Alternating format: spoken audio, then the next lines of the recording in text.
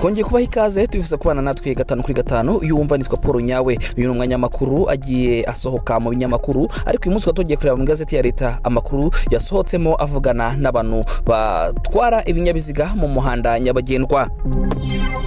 Gutwara wanyoye inzoga ihanishwa amande ndetse harimo n'igifungo. Itegeko ryo kuwa 6 Werurwe 2026 rigenga ikoreshwa ry'umuhanda mu Rwanda ingingo yaho ya 37.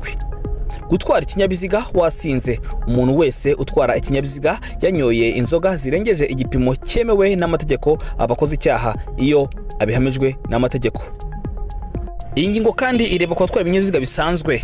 Ku batwara ibinyabiziga bisanzwe izahabu kuva ku mafaranga 150 y'u Rwanda kugeza ku 300 cyangwa igifungo kitarengeje iminsi 10 cyangwa ibyo bihano byombi akabifata bitewe n'urugero rw'ibisindisha bayafashe. Naho ku batwara ibinyabiziga bitwara abantu benshi cyangwa imizigo iremereye ihazabu kuva ku 100 kugera ku 400, igifungo kuva ku mezi 3 kugera ku mezi 6 cyangwa ibyo byombi bibaye ngombwa. Ingingo yaho kandi ya 38 gutwara ikinyabiziga ukoresheje ibiyobyabwenge.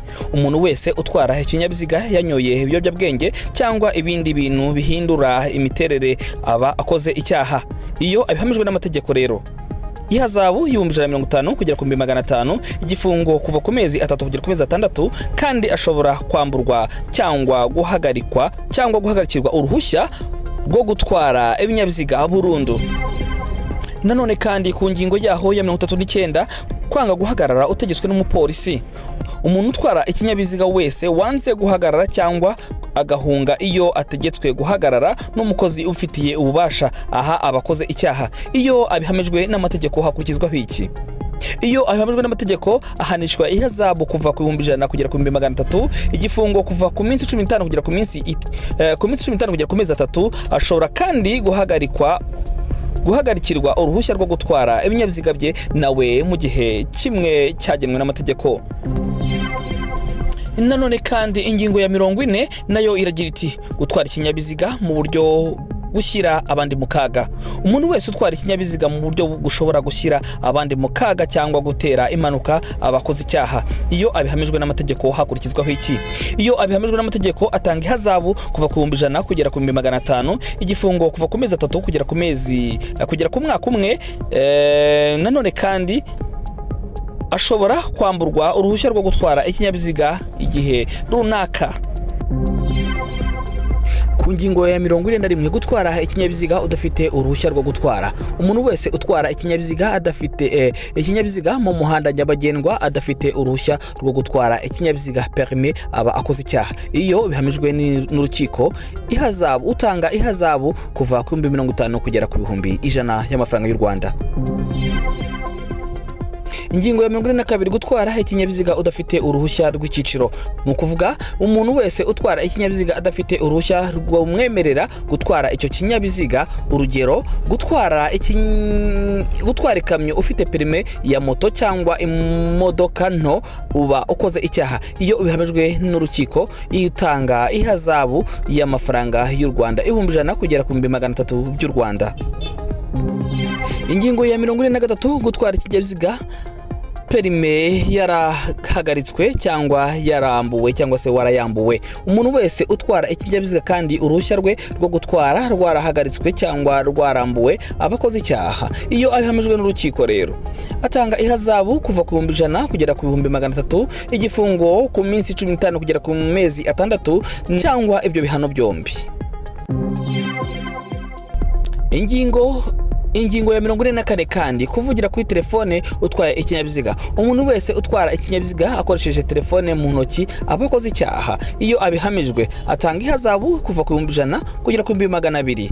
Ibi mu byumve neza. Ashobora kandi gukurwaho amanota ya permis. Icyakora gukoresha telefone ukoresheje na hands free cyangwa se gukoresha haut-parleur nkuko mukunda kubyita cyangwa bluetooth ntabwo byo bifatwa nk'icyaha biremewe. Ariko ikitemewe ni ukuvugira kuri telefone uyifashe mu ntoki cyangwa kureba kuri telefone. Iki iyo bihamijwe utanga ihazabu kuva ku mafaranga 100 kugera ku 200 by'amafaranga y'u Rwanda cyangwa se ugakurwaho amanota kuri permis yawe. Ingingo ya 45 kandi umuntu wese uteje impanuka cyangwa uhunga nyuma yo gutera impanuka abakoze icyaha iyo abihamijwe atanga ihazabu kuva ku 200 y'amafaranga y'u Rwanda kugera ku 500, igifungo kuva ku ukwezi kumwe kugera ku mezi 6, ashobora kandi guhagarikirwa uruhushya rwo gutwara ibinyabiziga. Ingingo ya 46 kandi kwirukanka birenze umuvuduko cyangwa se birenze umuvuduko wagenwe, icyo bita speed. Umuntu wese utwaye ikinyabiziga urengeje umuvuduko wemewe aba akoze icyaha. Iyo abihamijwe kandi atanga ihazabu y'amafaranga y'u Rwanda 50 kugera ku 500 bitewe n'ubwoko bw'ikinyabiziga yaratwaye. Ashobora kandi gukurirwaho amanota kuri perime ye. Ashobora kandi guhagarikirwa uruhushya rwo gutwara mu gihe cya burundu. Ingingo ya 47 kandi gukora impanuka ziterwa no gutwara nabi, icyo bita reckless driving. Umuntu wese utwaye ikinyabiziga mu buryo bushobora guteza impanuka abigiramo uruhare abakoze icyaha. Iyo bihamijwe rero atangaza 200,000 ku mafaranga y'u Rwanda kugera kuri miliyoni y'u Rwanda, igifungo kuva ku mezi 3 kugera ku mezi 12. Ashobora kandi guhagarikirwa uruhushya rwo gutwara igihe kirekire. Ingingo ya 48 kandi gukurwaho amanota kuri perime. Umuntu wese akora amakosa yo mu muhanda atandukanye n'ibyaha by'ihazabu n'igifungo ashobora gukurwaho amanota ku ruhushya rwe rwo gutwara ibinyabiziga cyangwa kuri perime ye. Amakosa ashobora gutuma amanota akuvaho ni aya akurikira: kuvugira kuri telefone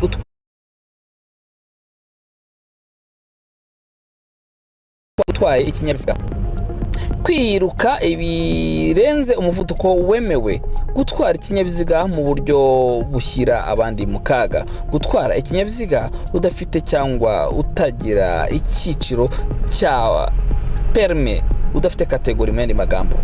Ibyo atuma nanone kandi ukurwaho amanota. Amanota akurwaho mu buhe buryo rero? Amanota akurwaho bitewe n'uburemere bw'ikosa wakoze ri hagati n'ikinyabiziga warutwara. Ayo manota aba ari amanota 15.